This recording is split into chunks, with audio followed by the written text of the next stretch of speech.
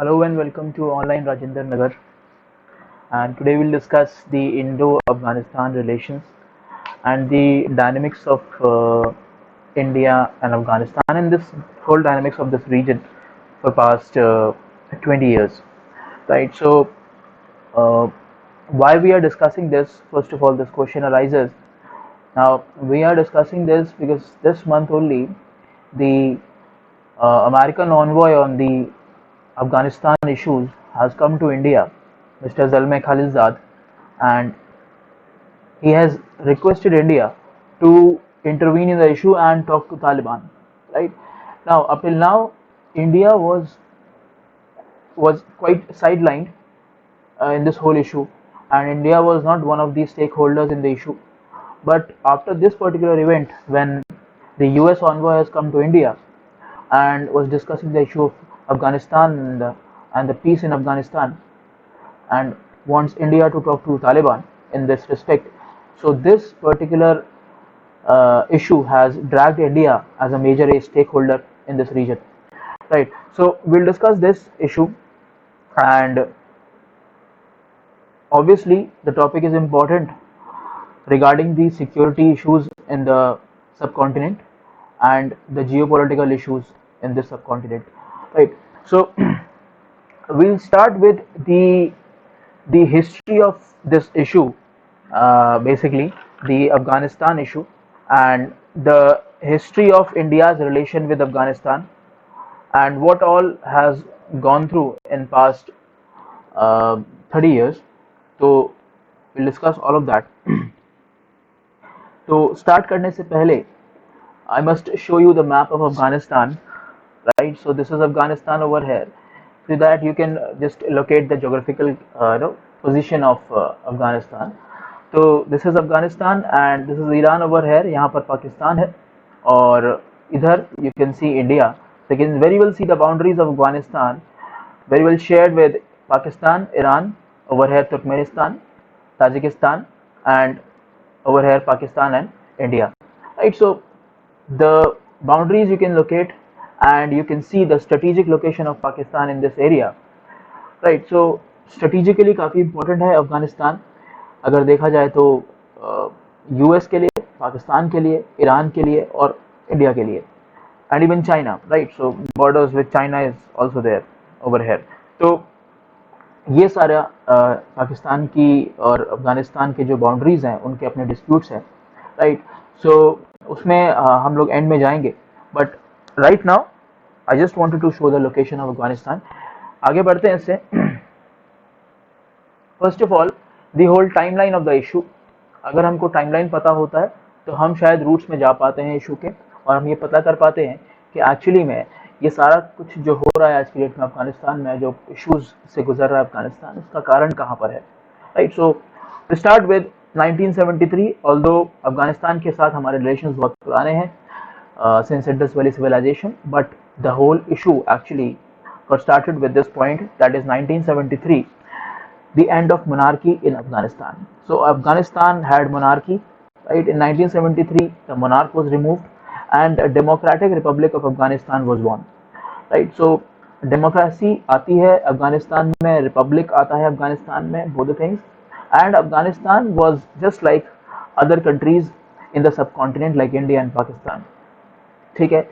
Then 1979 में Soviet invasion होता है. अगर 1979 में हम देखें तो 1979 में सोवियत इन्वेजन से पहले एक चीज खास होती है इस पूरे रीजन में, that is 1978 Iranian Revolution.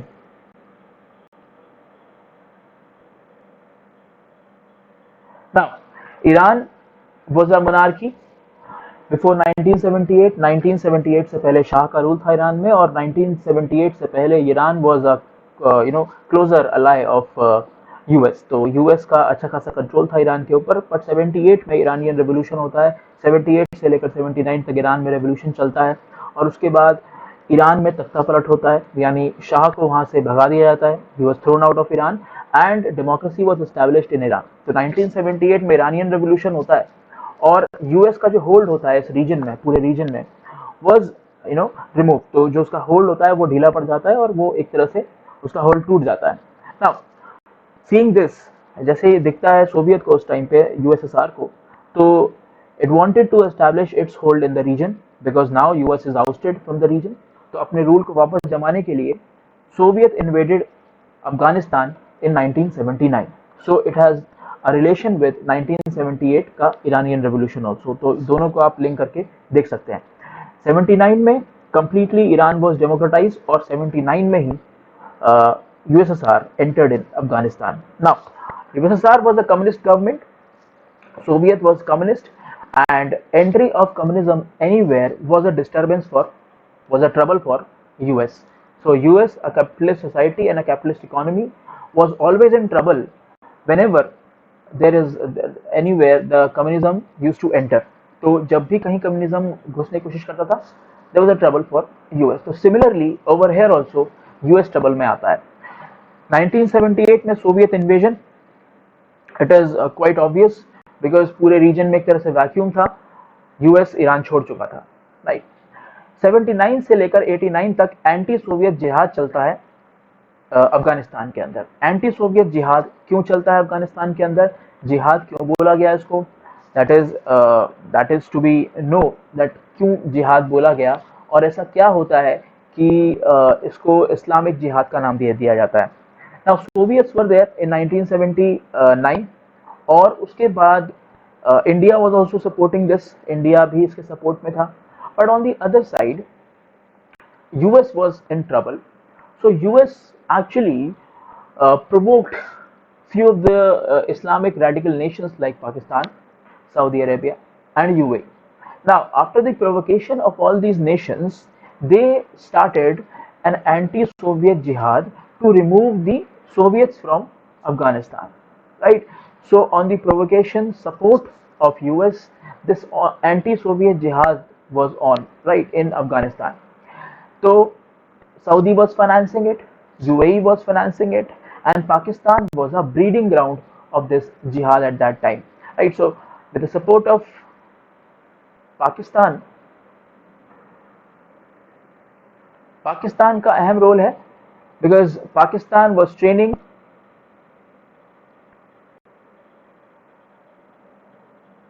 the jihadis and Islamic radicals on its grounds or financed by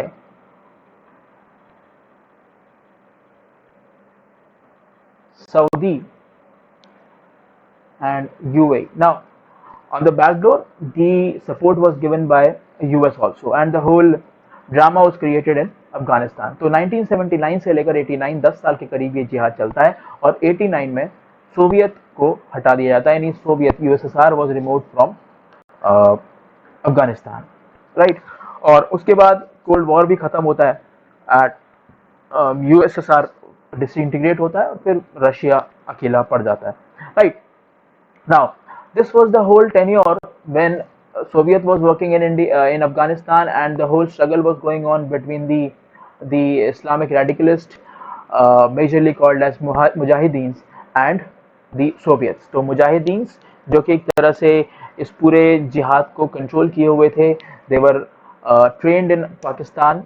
The breeding grounds of those Mujahideens were in Pakistan and financed by Saudi and the Islamic radical nations like UAE also, right.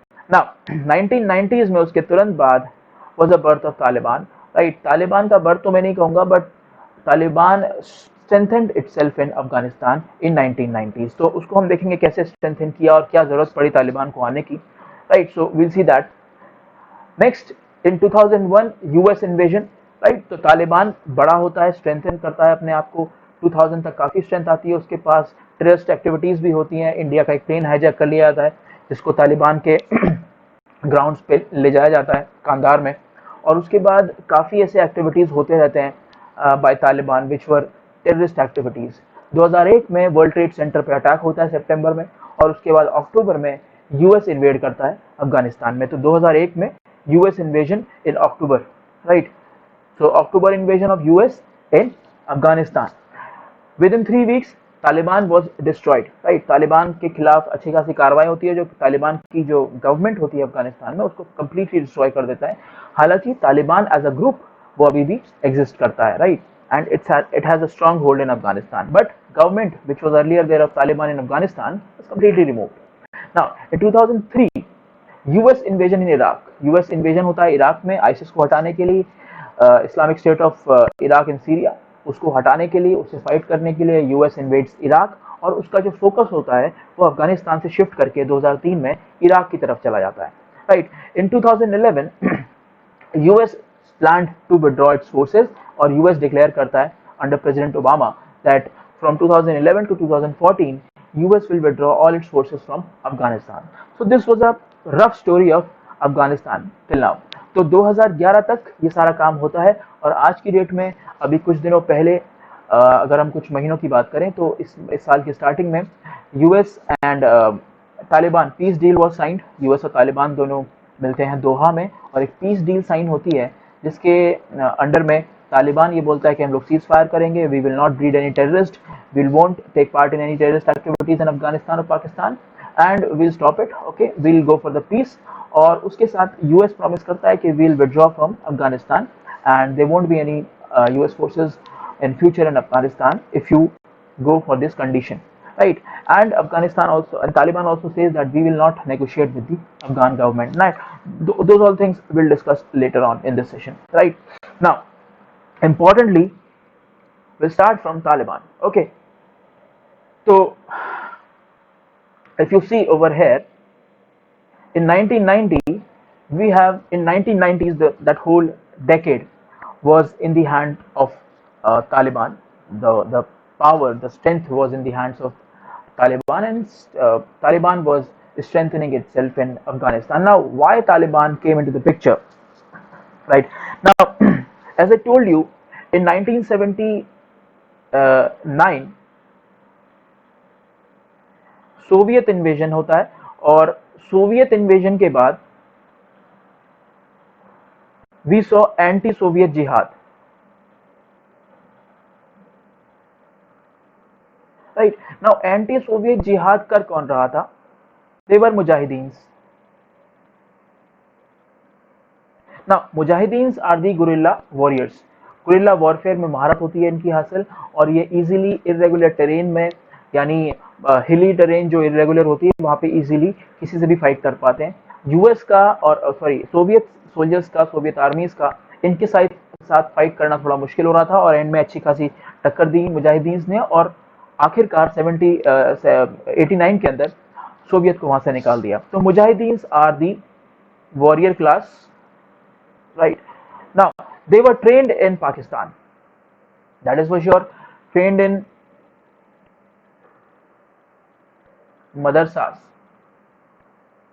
in Pakistan, खासकर की जो खैबर का इलाका है, खैबर पख्तूनवा, और इसके अलावा जो बलूचिस्तान के इलाके हैं वहां पर इनकी ट्रेनिंग हो रही थी, और पाकिस्तान से regularly mujahideens were sent to Afghanistan soil and they were fighting the Soviet. तो मुजाहिदीन्स के साथ फाइट कर रहे थे। Mujahideens were warrior class and they were small tribes. Mujahideen कोई एक पर्टिकुलर कम्युनिटी का नाम नहीं है।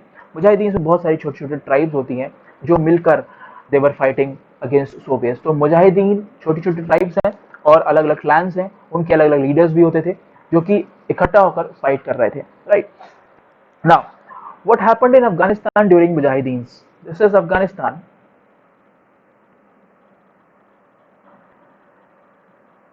On one side there were Soviets, those were backed by India also, so India recognized this Soviet invasion, and on one side there was Pakistan,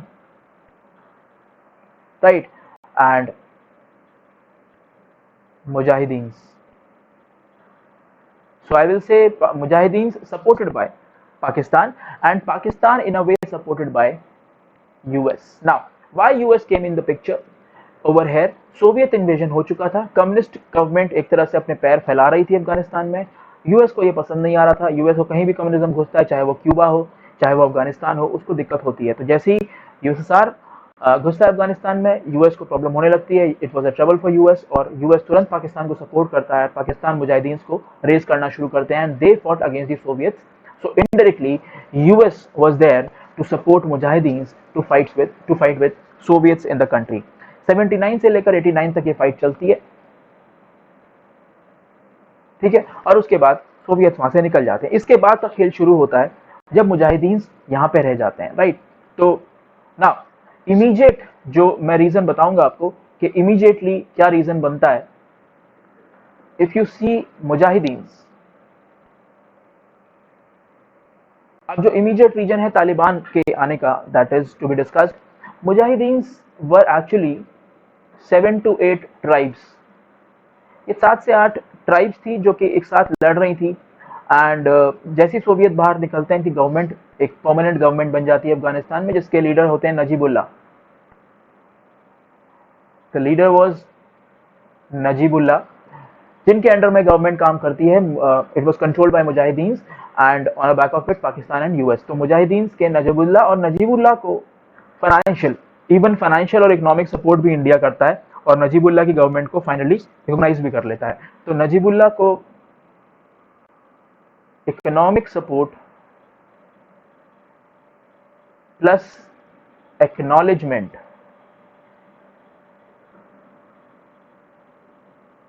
by India. तो India इनको recognise भी करता है और इकोनॉमिकली सपोर्ट भी करता है at the end Najibullah को, राइट. और नजीबुल्ला धीरे धीरे कर प्रो इंडिया हो जाते हैं, right. So he was actually pro India because he was getting all supports in the tenure of the government of Najibullah. He was getting all the support from India. तो एक तरह से pro India भी हो जाते हैं ये. मुजाहिदीन के साथ एक प्रॉब्लम और होती है. they were facing economic crisis.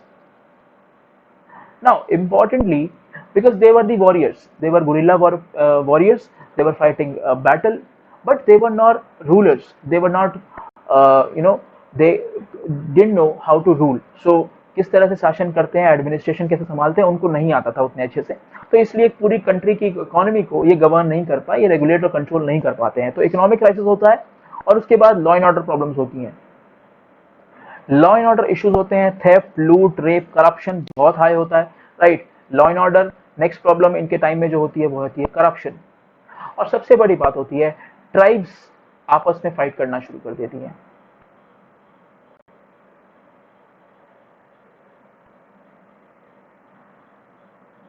Right. सबसे बड़ा इशू, क्योंकि 7 ट्राइब होती हैं, सारे इश्यूज चल रहे होते हैं और ये ट्राइब्स आपस में फाइट करना शुरू करती हैं. यहां पर एक तरह से जन्म होता है तालिबान का, राइट. और एक तरह से जो नजीबुल्ला होते हैं, क्योंकि पाकिस्तान इंडिया के प्रो हो जाते हैं वो नजीबुल्ला, तो पाकिस्तान को ये चीज पसंद भी नहीं आती है. तो पाकिस्तान यहाँ पे अंडर ट्रबल होता है. Why? Because Najibullah was pro India, ठीक है. तो ये सारी चीजें, मुजाहिदीन का फेलियर, एडमिनिस्ट्रेशन ना संभाल पाना, अच्छी गवर्नेंस ना दे पाना, इकोनॉमी को कंसोलिडेट ना कर पाना, ये सारी वजह से क्या होता है, तालिबान एक तरह से अपने पैर फैलाना शुरू कर देता है. So in the decade of 1990s Taliban was strengthening itself in Afghanistan. Now, what is Taliban? First of all, Taliban is a Pashto word for students. Students का पश्तो में बोलते हैं स्टूडेंट्स को तालिबान, राइट. तो Taliban is a Pashto word for students. They are Pashto speaking, they are basically Pakhtuns, right. So Pakhtuns या पठान्स हम जो बोलते हैं, ठीक है. पठान्स है, ये जो तालिबान है ज़्यादातर पठान्स हैं मेजॉरिटी, और ये पश्तो बोलते हैं, right. They are also known to be refugees of Afghan civil war. तो अफगानिस्तान में इस पूरे डेकेड में, यानी 78 से लेकर 1990 तक कई बार सिविल वॉर होती है बीच में, because economy was failing, law and order situation was not under control of government. तो इसलिए कई बार सिविल वॉर होती है जिसमें जिसमें बहुत सारे पश्तून्स को वहाँ से खदेड़ दिया जाता है, ठीक है. तो बॉर्डर एरियाज में कुछ और ट्राइब्स रह रही हैं, ट्राइब्स के बीच में आपस में सिविल वॉर हो रही है. अफगानिस्तान की माइनॉरिटीज़ जो हैं, ताजिक्स, उज़्बेक्स और हज़ारा, इनके बीच में आपस में स्ट्रगल चल रहा है. तो उसकी वजह से दे वर आउटस्टेड समवेयर. हालांकि पश्तून्स जो है अफगानिस्तान में मेजॉरिटी है, यानी 42% अफगानिस्तान में पश्तून्स हैं, राइट. पख्तून्स जो है. Now they were refugees of Afghan civil war in Pakistan. तो कई बार ये लोग बॉर्डर क्रॉस करके पाकिस्तान निकल गए और वहां पर रिफ्यूजीज की तरह रह रहे थे। They were financed by Saudi Arabia. Taliban जो ग्रुप बनता है, यानी ग्रुप ऑफ यंग स्टूडेंट्स जो मदरसा में पढ़ते हैं, जो इस्लामिक रेडिकलिज्म में बिलीव करते हैं, right, they were financed by Saudi Arabia. They follow Sunni Islam, right, और इंडोक्ट्रिनेटेड विद वहाबिज्म एंड सलाफिज्म। तो वहाबिज्म और सलाफिज्म को मानने वाले, सुन्नी इस्लाम को मानने वाले तालिबान, जिसको सपोर्ट करता है सुन्नी इस्लाम को मानने वालों को Saudi Arabia. Now there is one more reason behind it. Why? Because Iran was consolidated in 1979। Iran जो है वो एक शिया कंसोलिडेशन बन जाता है 1979 में, बिकॉज रिवोल्यूशन होता है और उसके बाद शिया एक दूसरे के साथ मेलजोल बढ़ाते हैं, और शिया सारे के सारे under Ayatollah Khomeini, which is the supreme leader in Iran right now, तो उनके अंडर में शिया जो है एकजुट होते हैं, और it is complete consolidation of Shia sect in Iran. तो जब शिया एक तरह पे कंसोलिडेट होना शुरू हो जाते हैं, तो उसकी वजह से जो प्रॉब्लम होती है, जो ट्रबल होता है, वो सऊदी, यूएई और जो आसपास के सुन्नी नेशंस है लाइक कतर, इन सबको होने लगता है।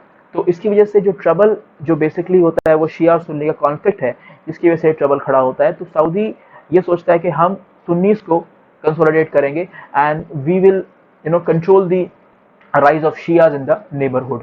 तो उसके लिए तालिबान को सपोर्ट करता है Saudi financially. Now Taliban is Sunni, right, and Saudi में वहाबिज्म और सलाफिज्म को प्रमोशन मिलता है, और वहाबिज्म और सलाफिज्म जो बोलते हैं कि हम रेडिकल इस्लाम को मानेंगे, और फंडामेंटल्स ऑफ इस्लाम जो जो एकदम जो मेडिवल या जो पुराना इस्लाम है, जो ओल्ड इस्लाम है, जो रूटेड है, राइट, तो उसको उसको फैलाना, उसको प्रमोशन करना, उसका प्रमोशन करना और उसके तरीके से चलना, शरीयत को मानना, शरीयत लॉज को मानना, बेसिकली वहाबिज्म का पॉलिसी है।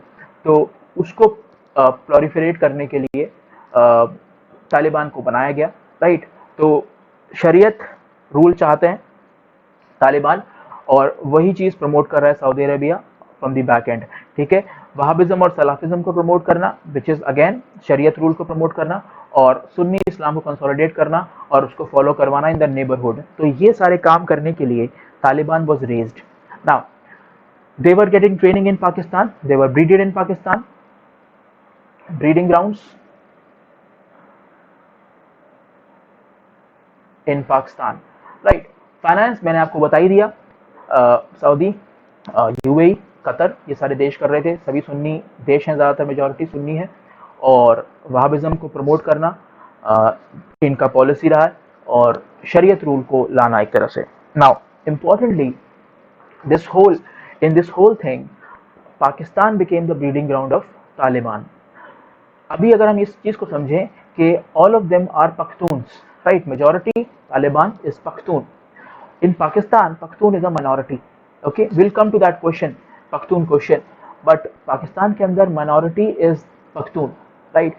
Almost 15% Pakhtuns live in Pakistan, but in Afghanistan they are in majority, 42% population that is in Afghanistan. But still in the game of numbers, more number of Pakhtuns live in Pakistan in comparison to Afghanistan. Almost more than double, right? 3.5 crores Pakhtuns live in Pakistan, whereas only 1.5 crore live in Afghanistan. But still, it is a majority in Afghanistan and minority in Pakistan. This particular Pakhtun community in Pakistan is was supporting this Taliban at that time, right? तो ये एक तरह से breeding ground बनता है Taliban Islamic मिलिट्रिया का, और वहाँ पे एक टेररिज्म ग्रोथ होता है near the borders of Afghanistan and Pakistan. तो ये सारा गेम, और वहाँ से इनको ट्रेन करके मदरसों में, और वहाँ पे इनकी ट्रेनिंग होती थी which is still a militant training, and then they were sent to Afghanistan via borders, और उसके बाद वहाँ पर ये they used to work against the Afghan government in Kabul, right. Now this was whole of Taliban. अभी तालिबान के बारे में जानते हैं। In 1998 90% of the Afghanistan was under Taliban.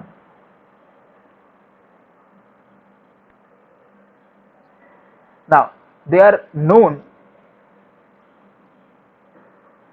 to suppress minorities in Afghanistan.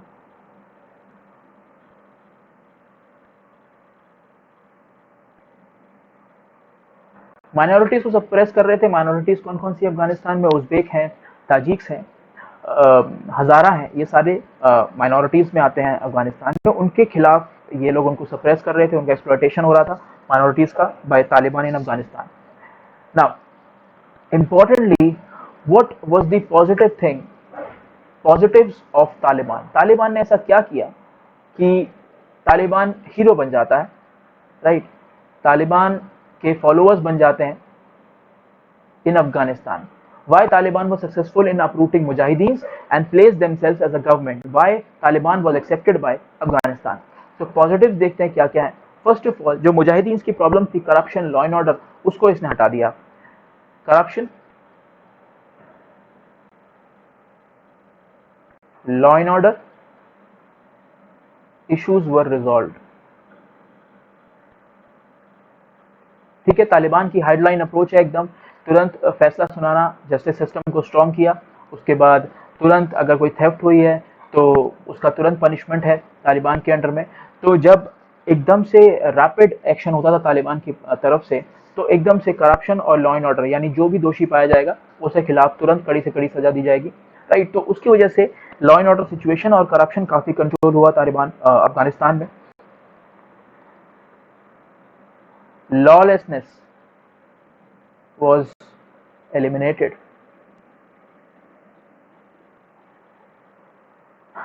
Right, ये सारी चीजें, और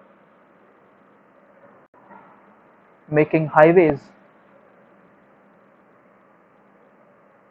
सेफर.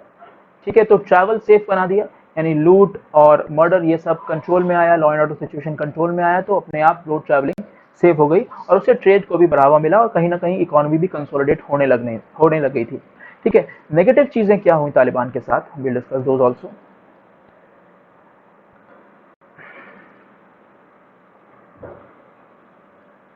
राइट, सो नेगेटिव्स क्या है? एक तो रेडिकलाइजेशन, यानी जो रेडिकलाइजेशन होता है उसको ये अपना हथियार बनाता है, और रेडिकल्स मॉडर्न सोसाइटी के अंदर उतना ज्यादा एक्सेप्टेबल नहीं होते हैं. For example, banning TV, cinema, music,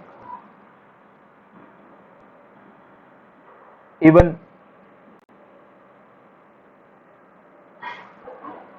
dance, all these things were banned by Taliban because they want to follow Sharia rules and fundamental Islam, जिसमें कि ये सब कुछ is actually banned and it's to be prevented, right? Next, girls education.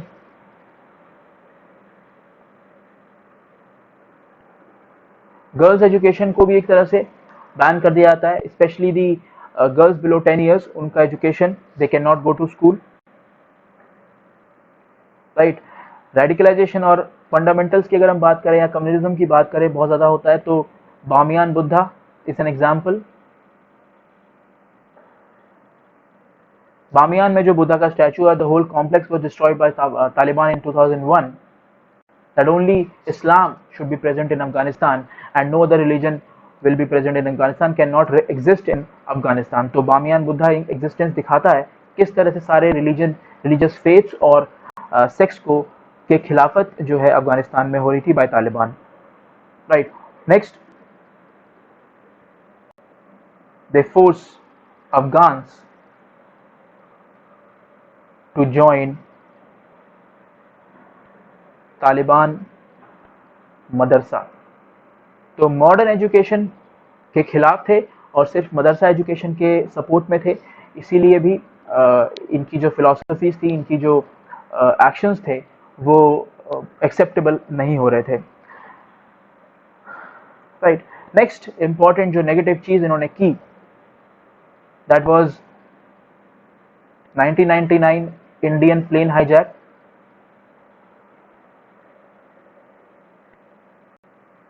Right, and the biggest blunder by Taliban is World Trade Center attack. ठीक है, Taliban is blamed, still blamed as that Al Qaeda was involved in it, but Taliban is blamed to support Al Qaeda and ISIS in Afghanistan. एक तरह से sanctuary provide कर रहा था Taliban al Qaeda के जो मिलिटेंट्स थे उनको, right. So this was a complete blunder by Taliban at that time, supporting Al Qaeda, और उसको छुपने की जगह देना, उसके लिए ब्रीडिंग ग्राउंड्स बनाना, उसको सपोर्ट करना, right, and providing them the sanctuary, right, to live in.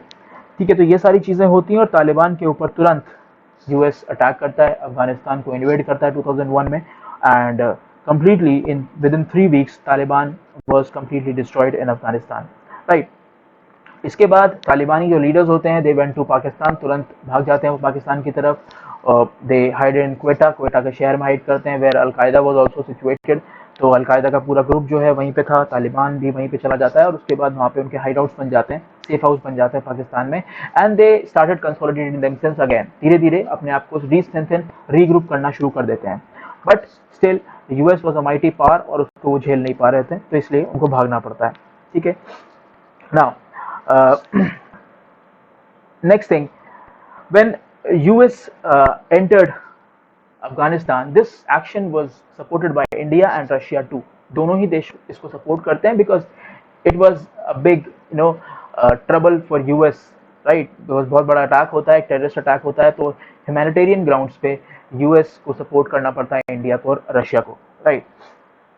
Now in this situation India grabbed one more opportunity. India grabbed, जब ये इन्वेजन होता है तो India grabbed an opportunity to place itself in Afghanistan.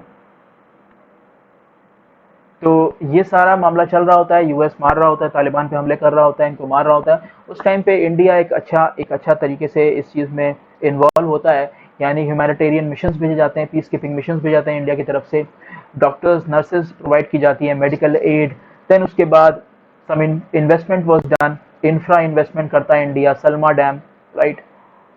Salma Dam was reconstructed with the help of India. India invested a lot of money in building Salma Dam for a hydroelectric project it is. Then Parliament House of Afghanistan built with the help of India only. Then India was training the Afghan forces, Afghan personals and police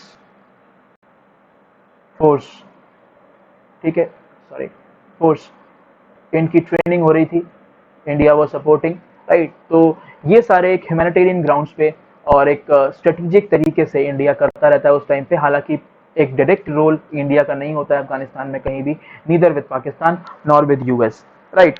तो ये सारी कहानी होती है तालिबान की। इसके बाद कैसे स्थिति बदलती है वो देखते हैं, यूएस और तालिबान किस तरह से आगे बढ़ते हैं, विच इज़ वेरी इंपॉर्टेंट, और इसमें स्टेक होल्डर्स कौन कौन है वो भी देखना बहुत ज़रूरी है। तो यूएस तालिबान, मैंने आज जैसे आपको बताया 2001 में एंटर करता है तालिबान में, और 2003 में US shifts its focus to Iraq. तो 2003 में इराक की तरफ बढ़ने लगता है US, US shifts focus to Iraq, right, और आइसिस, आइसिस की तरफ फोकस शिफ्ट करता है।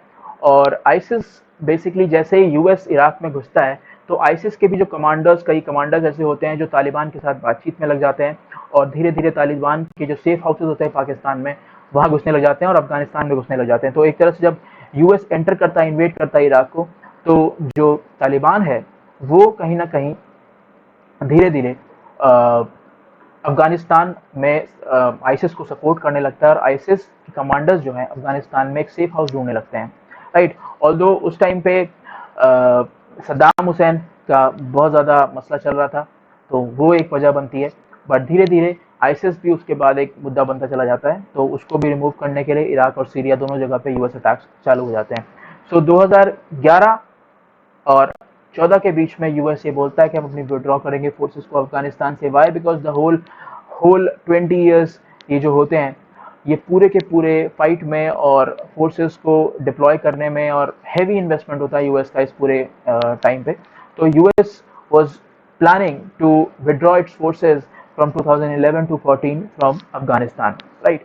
तो 2003 में यूएस घुसा, इराक में, और उसके बाद में धीरे धीरे तालिबान और अलकायदा और आइसिस ये अपने आप को रीग्रुप करने लग जाते हैं, राइट, इन अफगानिस्तान, राइट।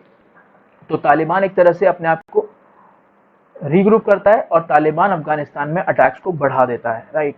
सो आपको पता होगा 2009, 2010, 2011 consecutive attacks on Indian embassy in Afghanistan, ठीक है। तो Taliban increase attacks because US का फोकस कहाँ था, इराक पे था।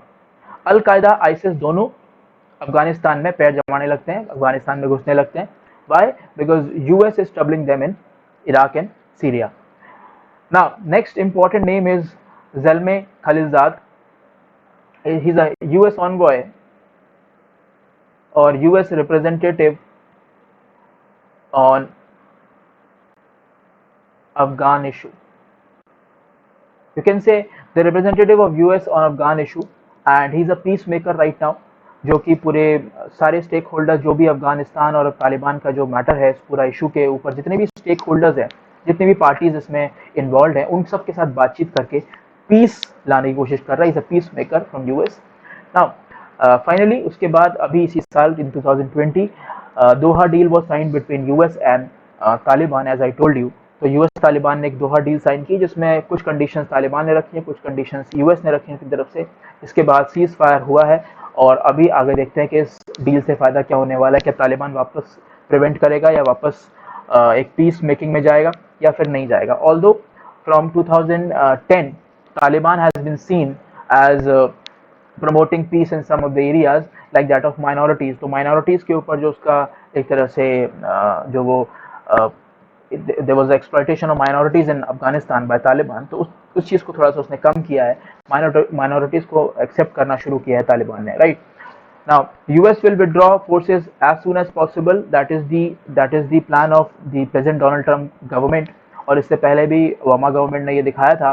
बट प्रॉब्लम क्या है, सबसे बड़ी प्रॉब्लम है जैसे ही विड्रॉ करने लगते हैं तालिबान इंक्रीजेज अटैक्स। तो तालिबान अटैक्स इंक्रीज करता है और अभी उसके साथ आईसिस भी कहीं ना कहीं इज इन्वॉल्व, एंड अलकायदा के जो फॉर्मर ग्रुप्स हैं, जो क्या बोलते हैं, जो फॉर्मर मुजाहिदीन थे, वो अब छोटे छोटे ग्रुप्स में आ गए हैं, अलग अलग मिलिटेंट ग्रुप्स में। तो वो भी तालिबान का साथ दे रहे हैं सारे केस में, राइट। इसका एक इम्पॉर्टेंट जो क्लॉज है इस यूएस डील का, that is the cease fire from Taliban, ठीक है। तालिबान ने एक और चीज़ कही है कि Taliban will not negotiate with the Afghan government at any cost, right. तो किसी कॉस्ट पे या किसी भी केस में वो अफगान गवर्नमेंट के साथ कोऑपरेट नहीं करेगा या नेगोशिएट नहीं करेगा, वो सीज फायर करेगा but in consensus with US, right. Now next question is of India and Afghanistan, जो हमारे लिए इम्पोर्टेंट है, यूपीएससी एग्जाम के लिए इम्पोर्टेंट है। तो 2011 में India signed a strategic partnership, sorry it is partnership, right, partnership agreement with Afghanistan, जो कि इंडिया पहली कंट्री थी, India was the first country to sign a strategic partnership agreement, जिसमें India took a neutral stand. India ने बोला कि हम आपके पार्टनर है, will stay with the Kabul government, Afghan government, not with Taliban. India will stay with the Afghan government which is democratically elected government of Afghanistan, उसके साथ हम रहेंगे, स्ट्रेटेजिक पार्टनरशिप रहेगी। The partnership will be neutral, so there is a clause of neutrality between India and Afghanistan relation. Now, what shows this neutrality? There are few examples of neutrality, like that of Kashmir issue. Kashmir issue पे तालिबान कुछ नहीं बोलता है, Taliban is Afghanistan कुछ नहीं बोलता है, Afghanistan is neutral, ठीक है। Next, Durand line. Durand line का पाकिस्तान और अफगानिस्तान के बीच में बहुत बड़ा इशू है, वो मैं आपको समझा देता हूं क्या इशू है, that I'll be able to explain by the map only. Okay, now this is Afghanistan and this is Pakistan. Pakistan और अफगानिस्तान के बीच में जो एक्सेप्टेड लाइन है, which was accepted during the British times, तो वो है ड्यूरेंट लाइन। जिस ये आप लाइन देख पा रहे हैं, दिस इज ड्यूरेंट लाइन। अगर हम इस ड्यूरेंट लाइन की बात करें तो हमको एथनिक ग्रुप्स का जानना जरूरी है। पाकिस्तान और अफगानिस्तान में एथनिसिटी किस तरह से डिस्ट्रीब्यूटेड है, so will see that, right. Now this particular area, this particular area is primarily acquired by the Baluch. This is the ethnic group. living in Pakistan, Baluch, right? So this particular area is Baluch, and it is also, the region is also known as Baluchistan. ठीक है. Next, this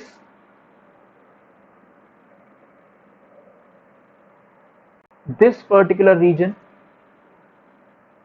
is having majorly Pashtuns, or you can call them Pathans also.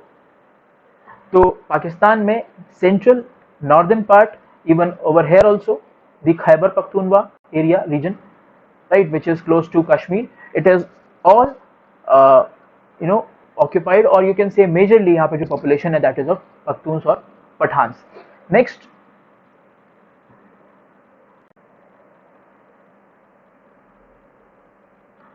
is this particular region. Okay, this is occupied by Sindhis, or this is Sindh, the area of Sindh, जहाँ पे Sindhis ज़्यादातर रहते हैं, right? तो ये है demographic condition of Pakistan. I've shown you the ethnic distribution of Pakistan. हाँ, उसके अलावा भी कुछ ethnics हैं, जैसे पंजाबीज हो गए, right? तो वो ज़्यादातर यहाँ पर है इस इलाके में, right? But उसके बारे में हमें जानना ज़रूरी नहीं है. The main issue is of these Pashtuns, right? So over here in Afghanistan also, Afghanistan में अगर हम देखें, this side, this whole and the northern regions also, right, this is occupied by Pakhtuns. Now, when Pakhtuns are on this side of the border and this side of the border, both the sides of border are occupied by Pakhtuns. Pakhtuns of Pakistan and Afghanistan, they don't recognize this Durand line. Why? Because ethnically they say that we are Pakhtuns and no line can divide us, right? So no Durand line is there between Pakhtuns, right? So Pakhtuns इस चीज़ को accept नहीं करते हैं, ठीक है. इसके अलावा भी तालिबान के अंदर, सॉरी, अफगानिस्तान के अंदर और भी माइनॉरिटीज़ हैं, लाइक ताजिक्स. यहाँ का अगर आप रीजन देख रहे हैं, it's close to Tajikistan, so Tajiks are there, then Uzbeks are there, then you have Hazaras, ठीक है. हज़ारा खासकर जो ईरान का जो बॉर्डर है वहाँ पे हज़ाराज काफ़ी हैं, राइट. तो और बलूचिस्तान बलूचिस्तान, यहाँ जहाँ पे बलूच रहते हैं, दैट इज इन पाकिस्तान, वो भी काफ़ी ईरान के क्लोज है. और बलूच जो लोग होते हैं वो पर्शियन ओरिजिन के होते हैं. They are tribes which are migrated towards Pakistan, right. तो जो मेन इशू है that is of Pakhtuns in Afghanistan and Pakistan. तो जब भी पाकिस्तान और अफगानिस्तान के बीच में इश्यूज की बात आती है, सबसे पहला क्वेश्चन आता है पख्तून का question. They don't recognise the line of the border line, which is Durand line. Why? Because ethnically they call themselves, both side of Pakhtuns are same, right? So no border can divide them. तो ये सबसे बड़ा problem है. और अफगानिस्तान भी Durand line को accept नहीं करता है बिकॉज ऑफ दिस, बिकॉज पख्तून्स वहाँ पर मेजॉरिटी में है. तो इस चीज़ को समझने के बाद now will see, right, Durand line. अभी हम ड्यूरेंट लाइन पे वापस आते हैं. ड्यूरेंट लाइन के ऊपर, यानी अफगानिस्तान और पाकिस्तान का जो इंटरनल मैटर है उसके ऊपर इंडिया इज न्यूट्रल. यानी इस केस में इंडिया न्यूट्रल है. और इससे पहले 1965 और 1971 में जो हमने इंडो पाक वॉर लड़ी है, इंडो पाक वॉर्स में अफगानिस्तान वाज न्यूट्रल, राइट. तो न्यूट्रलिटी इंडिया अफगानिस्तान रिलेशन में है कि there is no dependence upon Pakistan. Pakistan और इंडिया अफगानिस्तान ट्रायो नहीं है, बट पाकिस्तान से इंडिपेंडेंट हमारे अफगानिस्तान के साथ रिलेशंस हैं, right. Then aids to Afghanistan, जैसे मैंने आपको बताया, बहुत सारे एड्स इंडिया से ग्रांट्स और एड्स दिए जाते हैं. बहुत सारे ह्यूमैनिटेरियन सपोर्ट इंडिया की तरफ से भेजे जाते हैं, चाहे वो मेडिकल सपोर्ट हो, हेल्थ केयर सपोर्ट हो. Salma dam you can say still, जो because Afghanistan is a landlocked country, उसको पैसेज देने के लिए टू द सी पैसेज, वो इंडिया ईरान जो चाबहार पोर्ट है, जो एग्रीमेंट है, उसके अंदर अफगानिस्तान को चाबहार पोर्ट तक का पैसेज देने की इंडिया पूरी सपोर्ट कर रहा है, उसकी पूरी बात चल रही है, राइट. सो एक तरह से सी पैसेज प्रोवाइड करने की और एक एयरवेज की लाइन इंडिया से अफगानिस्तान के लिए ऑल्टरनेट टू पाकिस्तान खोली गई है, because Pakistan does not allow India to use its land और air to fly to Afghanistan, right. तो एक ऑल्टरनेट लाइंस निकाली गई हैं एयरवेज के लिए भी, और अफगानिस्तान को सी रूट प्रोवाइड करने के लिए चाबहार का इंडिया और अफगानिस्तान के बीच में जो ईरान के बीच में जो एग्रीमेंट है उसमें अफगानिस्तान को स्पेशल रूट्स प्रोवाइड करे गए हैं so that it can reach to Chabahar port, right. Now next चीज जो हम लोग हिस्ट्री में देख सकते हैं पाकिस्तान का अफगानिस्तान का इंडिया के लिए इंपॉर्टेंस क्या है। तो अगर आप हिस्ट्री की बात करें, थोड़ा सा पीछे जाएंगे तो इंडस वैली सिविलाइजेशन के टाइम पे इंडिया का जो ट्रेड था वो था विद अफगानिस्तान। तो इंडिया की ट्रेड अफगानिस्तान के साथ था और उसके बहुत सारे प्रूफ्स हमारे पास है, राइट। देन मौर्यन एम्पायर के टाइम पे we had the trade routes also were present with and the trade relations were there with Afghanistan, as well as Mauryans Kings जो थे, मौर्यन डायनेस्टी जो थी उसने बुद्धिज्म को अफगानिस्तान ले जाया था, यानी Buddhism was taken to Afghanistan by Mauryas. Afghanistan वो seeded in Mauryan dynasty, Mauryan rule में अफगानिस्तान को मौर्यन के अंडर में सीड किया गया था, यानी मौर्यंस के जो रूल थे उसका पूरा हिस्सा था Afghanistan, right. Next medieval period में अगर हम बात करें तो मुगल्स खिलजी, इवन गजनविद्स, तो गजनवी सबसे पहले आते हैं, मोहम्मद गजनवी, तो वो अफगानिस्तान से आता है। तो उस टाइम पे बहुत सारे जो रूलर्स थे वो इंडिया को इन्वेड करते हैं और यहाँ पे काफ़ी टाइम तक शासन भी करते हैं, राइट। तो मुगल्स उसमें हैं, दुरानीज हैं, गजनवी है, right. Then Khiljis are there, they all were associated with Afghanistan, तो एक तरह से वो भी एसोसिएशन हमारा है।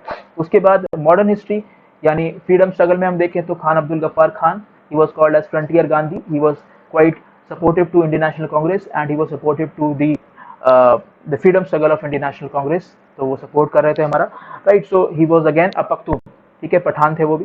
तो एक तरह से हिस्ट्री हमारी अफगानिस्तान के साथ भी share a close history. Then strategically India के लिए कैसे इंपॉर्टेंट है Afghanistan. First of all we need a party on the western side of Pakistan to monitor Pakistan, right। तो पाकिस्तान को मॉनिटर करने के लिए अफगानिस्तान में इंडिया की प्रेजेंस बहुत जरूरी है, right. To monitor Pakistan Indian absence is important, sorry presence is important, Indian presence in Afghanistan, right, it's crucial. Next, regional power की तरह एक्ट करने के लिए सब कॉन्टिनेंट में India as a regional power and to prove it and regularly prove it, right. तो वो बहुत जरूरी है कि इंडिया अपनी प्रेजेंस इस पूरे इशू में बनाए रखे। हालांकि ह्यूमैनिटेरियन सपोर्ट, इकोनॉमिक सपोर्ट तक अपने आप को लिमिटेड रखा है, जो कि काफी सही किया है इंडिया ने, डायरेक्टली इन्वॉल्व नहीं हुआ है, but still being a regional power and to prove this time and again, India has always provided the support to Afghanistan and Afghanistan is always obliging India's support, right। Next thing is Islamic radicalism, दोनों देश Afghanistan and Pakistan, they are Islamic states, both the countries, and India is a secular nation, but यहाँ पर जो Islamic radicalism है उसकी वजह से India के अंदर the Hindu radicalism this always gets triggered. तो इसको ट्रिगर ना होने देने के लिए इंडिया चाहेगा कि there is a communal stability in Afghanistan and Pakistan, तो उसके लिए भी जो ज़रूरत है हमारे पाकिस्तान में पीस होने की ज़रूरत है, राइट। तो ये सारी चीज़ें स्ट्रेटेजिकली इंपॉर्टेंट है। Then economically also we need Afghanistan. अगर हम इकोनॉमिक्स की बात करें, why we need it, first of all mineral wealth बहुत अच्छी खासी है अफगानिस्तान में, आयरन ओर, लिथियम, ठीक है। Then we have natural gas and petroleum, ठीक है। तो abundance of natural gas, petroleum, iron, lithium is there in Afghanistan, so we always need these minerals। और अगर हम अफगानिस्तान में प्रेजेंट रहते हैं, हमारा होल्ड अच्छा रहता है, तो we can have a business relation with them. Next thing, India का इन्वेस्टमेंट अच्छा खासा हो चुका है अफगानिस्तान में, ठीक है। ऑलमोस्ट $3 बिलियन का इंडिया इन्वेस्ट कर चुका है अफगानिस्तान में, ठीक है, to stabilise and to better the relationship with Afghanistan. तो वो सारा इन्वेस्टमेंट हमने किया है अब तक, तो उस इन्वेस्टमेंट के भी रिजल्ट्स आने चाहिए, उसका हमें फ्रूट मिलना चाहिए, तो वो बहुत इंपॉर्टेंट है।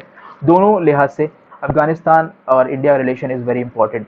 Next thing is terrorism. India importantly terrorism वाले केस में ज़्यादा इफेक्ट होता है।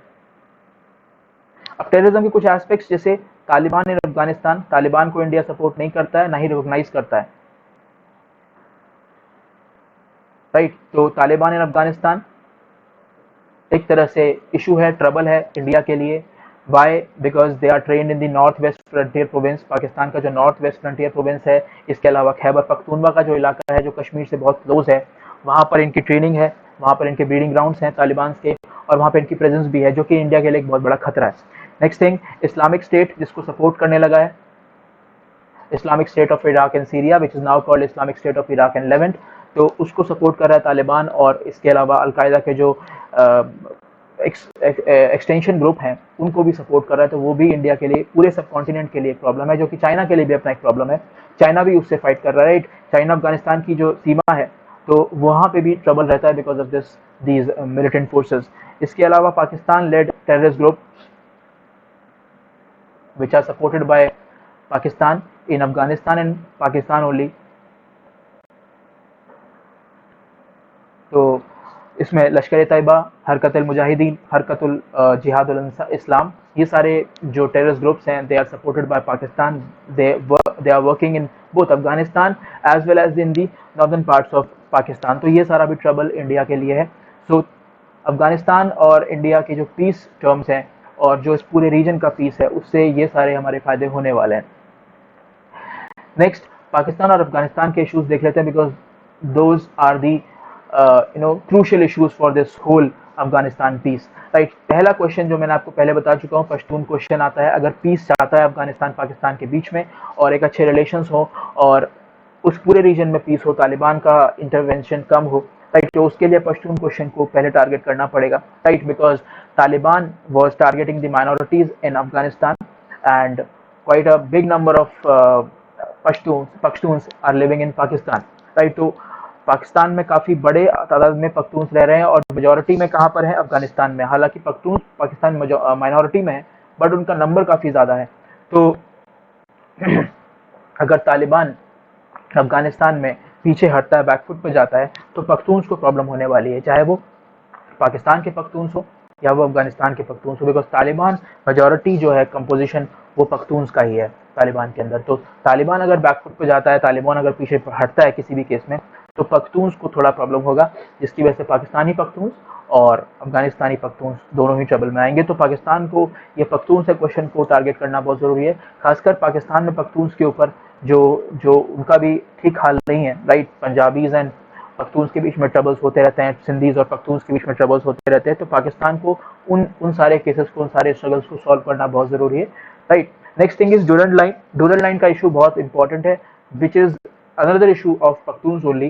तो डूरंड लाइन को रिकॉग्नाइज करना which can be solve bilaterally by diplomatic channels, तो उससे सॉल्व कर सकते हैं पाकिस्तान और Afghanistan.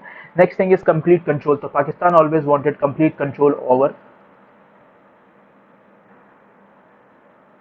Pakistan wanted complete control over Afghanistan, and Pakistan wants to use Afghanistan as a weapon against all the forces like India and even US at times, right? Russia और US को target करने के लिए भी यूज कर सकता है।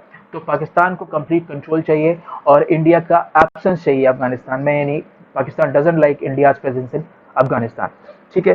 तो वो उसके लिए डेट्रीमेंटल है पाकिस्तान के लिए, जो वो नहीं चाहता है, ठीक है। तो ये सारे इश्यूज को सॉल्व करना पाकिस्तान के लिए बहुत ज़रूरी है। Now what is the way ahead for this issue? अब आगे क्या करना चाहिए, क्या होना चाहिए? So now we'll discuss the peace talks.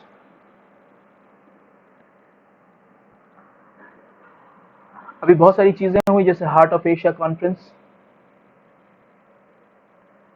Heart of Asia Istanbul जो प्रोसेस है, इस्तांबुल कॉन्फ्रेंस है, जो कि बेसिकली अफगानिस्तान में पीस लाने के लिए की गई है, तो वो भी एक तरह का पीस टॉक है, पीस एफर्ट डाला गया है। इसके अलावा होल्डिंग टॉक्स और डिप्लोमेटिक टॉक्स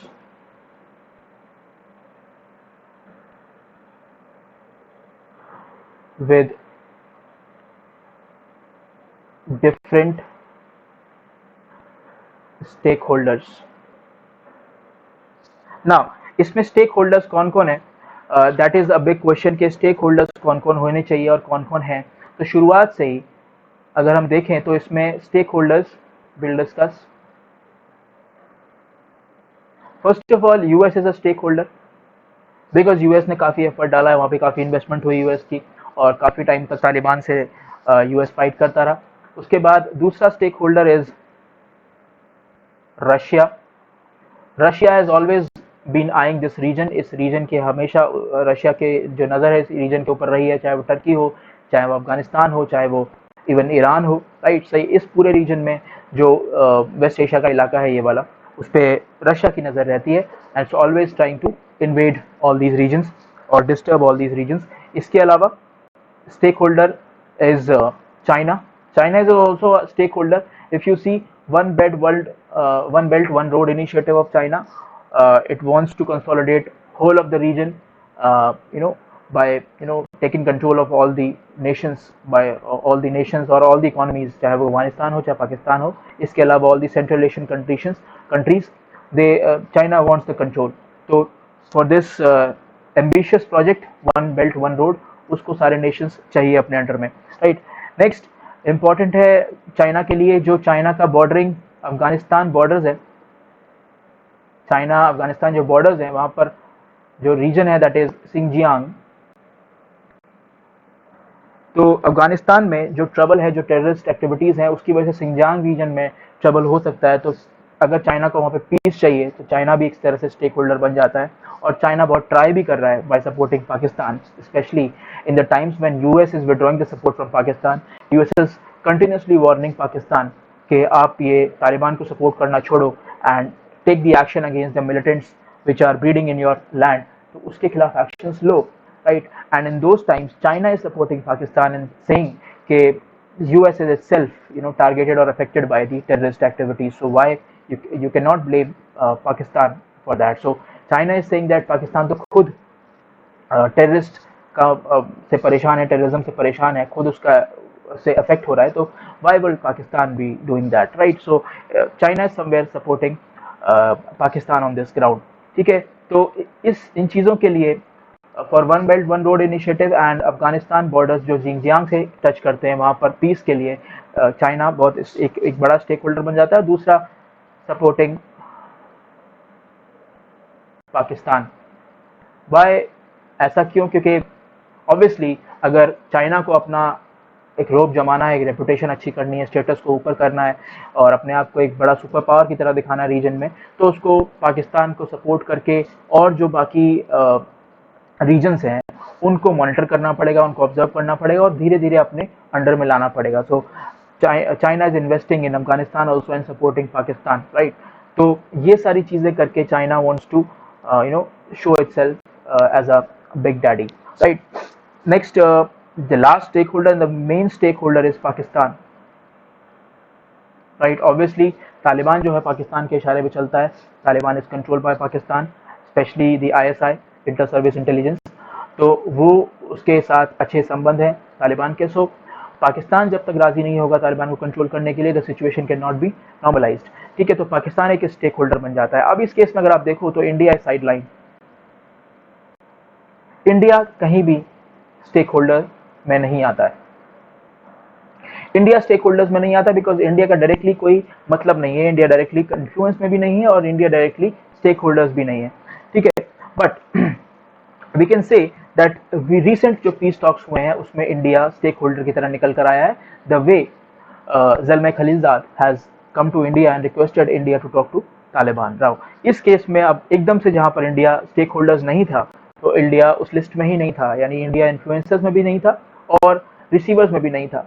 तो उस केस में यहाँ पर इंडिया ऑटोमेटिकली स्टेक होल्डर बन जाता है। तो वो एक इंडिया के लिए अच्छी बात है कि being a big power in the region, तो वो इन्फ्लुएंस कर सकता है, वो बात कर सकता है और वो इनिशिएट कर सकता है talks with Taliban, right.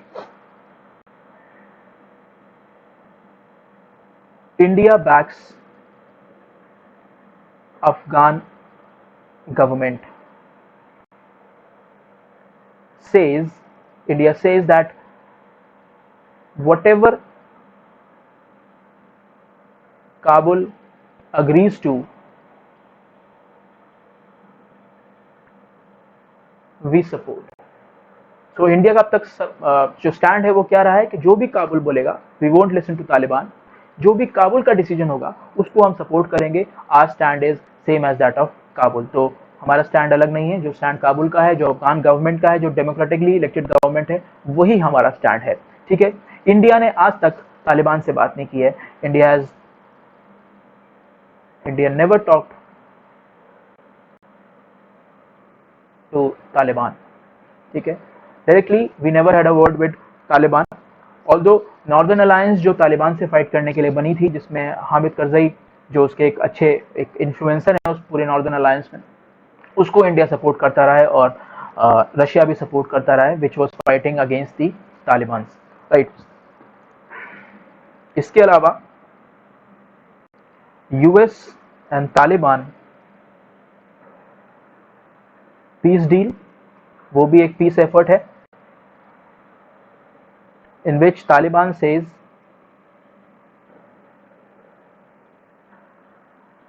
will not negotiate with Afghan government. Right.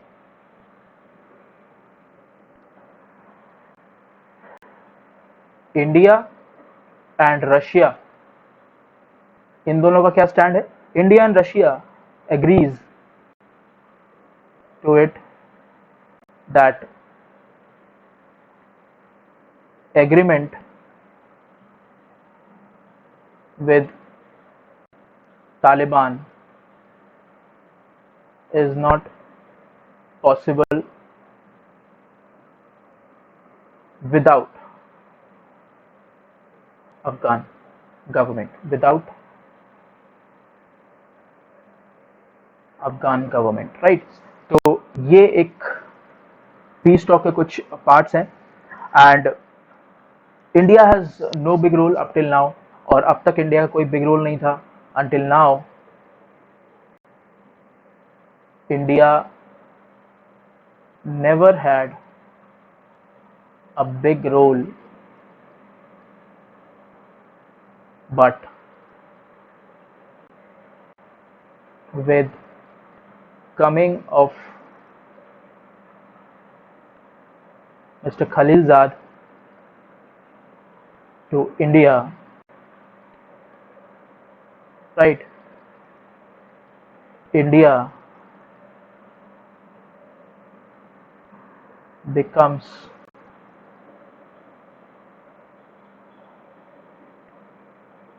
a future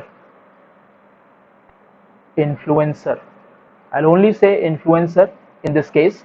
Why? Because the world is eyeing India also, and world is taking India as an option also, that India can talk to Taliban. Being a peaceful country, being a peace-loving country, India can talk to Taliban, और वो एक neutral talk होंगे, ना तो उसमें Pakistan involve होगा, ना ही US involve होगा। तो इंडिया को एक इन्फ्लुएंसर की तरह देखा जा रहा है, और तभी यूएस का ऑनवॉय जो है, खलीलजाद जो है, जो पीस मेकर है इस पूरे इशू में, वो इंडिया आते हैं।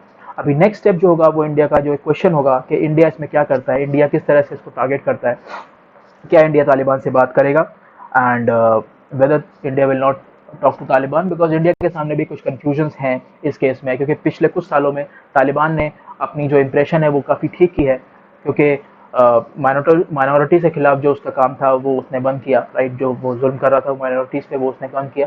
तो वो सारी चीज़ें एक तरह से तालिबान को भी डिवाइड कर देती हैं, good Taliban and bad Taliban. तो if India talks to Taliban, it will talk to good Taliban, obviously. And if India backs off in talking to Taliban, India will stand with the previous, notion that whatever Afghanistan government says, India will support that, right?